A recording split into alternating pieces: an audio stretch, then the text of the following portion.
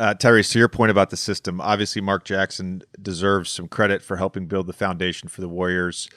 Steph had a great season in 12-13, another great season in 13-14. But it was really Kerr and the system that Kerr put in place, the offensive system that Kerr put in place that really unleashed Steph. And to your point, it really was about ball movement and off-ball movement and cutting and screening that allowed him to get a high volume amount of threes up. And obviously he's incredibly efficient. He's 43% for his career. I was talking about this the other day with someone. The great what if to me of my NBA generation is what if Stan Van Gundy had taken the Warriors offer.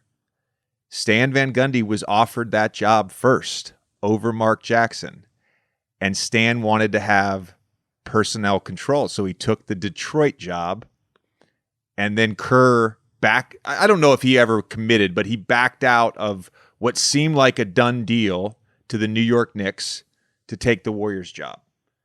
That's an incredible what if. And certainly Steph still would have been an all-star, an all-NBA player, and had a Hall of Fame career. I have no doubt about that.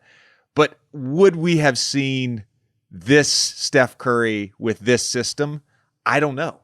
The crazy thing about that is like that's not a what if that a casual NBA fan is going to discuss, or even up to you just shared that story that I would discuss. You know what I'm saying? Yeah. I'm more so thinking biggest what if. What if Shaq and Kobe stay together? You know, you're thinking about Stan Van Gundy.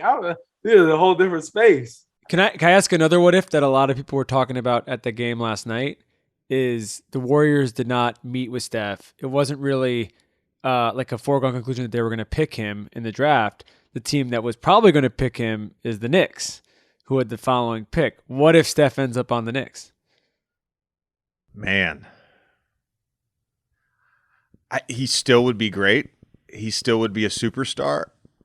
Again, I think to a degree, like and this is not a knock on Steph, but allowing or putting a system in place that allows him to play to all of his strengths and gives him the freedom. Because what makes Steph so great to me is his headspace and the freedom to take the shots that he takes, to play the way that he plays.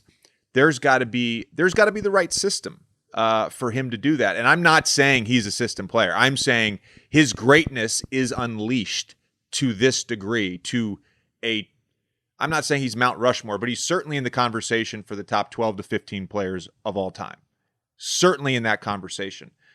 Does he reach that level without being in a system built around him? I don't know. Will he? We saw before this system was put in place. Of course, he's an all-star. Of course, he's an all-NBA caliber player. That's a great what if. It's a great what if he goes another place. It's a great what if he ends up in Minnesota. By the way, there was a thing, I don't know if it's real, but there was a thing today.